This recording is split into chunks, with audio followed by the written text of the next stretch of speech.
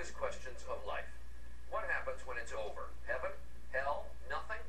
Or might there be a fourth possibility, reincarnation? Could we come back as someone else? Here's Chris Cuomo with two down-to-earth parents who thought they understood the mysteries of life. That is, until their toddler began to talk. On March 3rd, 1945, a 21-year-old Navy fighter pilot on a mission over the Pacific was shot down by Japanese artillery. His name might well have been forgotten, were it not for the remarkable, some might say unbelievable story of a little boy named James. Okay, this is heat up. I need somebody to help me. All right, I'm the volunteer. What do you want me to do? Okay, just go climb this thing and you have to hold me in case I fall. Done.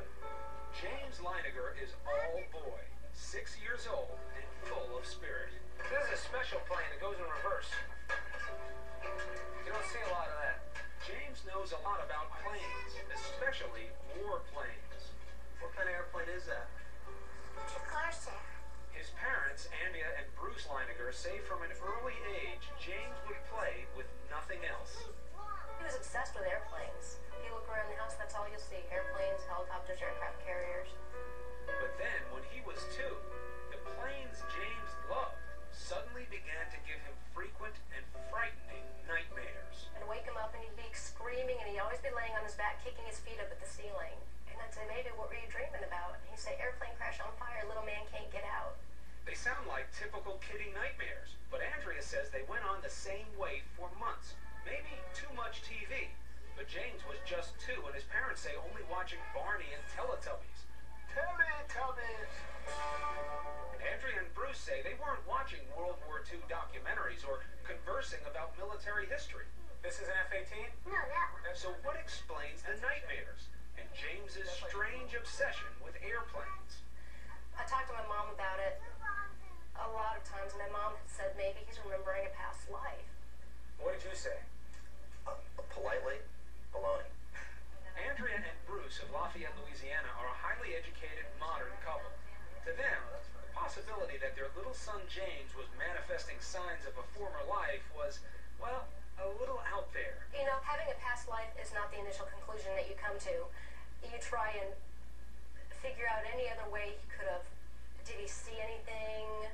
Has there been anything on television, anything that we've discussed? But as time went by, Andrea didn't know what to believe. Here's James at age 3, going over a plane as if he's doing a pre-flight check. He would continue to say and do things that were puzzling, like the time his mom bought him a toy airplane. And I said, "Oh, look, there's a bomb on the bottom of it." He said, "That's not a bomb, Mama, that's a drop tank." A drop tank.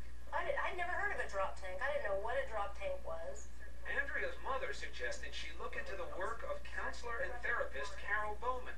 Bowman has written 2 books, both supporting the proposition that sometimes the dead can be reborn. We are taught from a very early age in this culture, in the Judeo-Christian culture, that reincarnation doesn't exist. Once you observe this in a child, and the evidence is very compelling, you have to open up to another explanation for what is going on. Bruce was deeply skeptical. He said there has to be a logical explanation. I don't believe in past lives. I don't believe in this stuff. But with the violent nightmares recurring 3 and 4 times a week, the Leinigers felt they had to do something. So with guidance from Bowman, they cautiously began to encourage James to share his memories. They say the result was startling. The nightmares immediately started reducing in frequency. He went down from 3 or 4 times a week to maybe 1 a week, 1 every other week. And at that point was when he started to articulate more about these past life memories. Seems normal enough, a little boy improving when his troubles are directly addressed. But Bowman says this is more, and James was forthcoming because this is the age when former lives are most easily recalled. They haven't had the cultural conditioning, the layering over of experience in this life, so that the memories can percolate up more easily. These memories tend to fade between the ages of 5 to 7. His parents say between the ages of 2 and 4, James would reveal extraordinary details about the life of a former fighter pilot, mostly at bedtime, when he was drowsy. Bruce said, what happened to your plane? He said, it crashed on fire. And Bruce said, why did your airplane crash? And he said, it got shot. And Bruce said, well, who shot your plane? And I'll never forget the look on his face. He went, oh, the Japanese. Still, despite these extraordinary stories, Bruce remained dubious, almost to prove they couldn't be true. He began to piece together the details James was sharing. And what he found, he says, shook him to the core.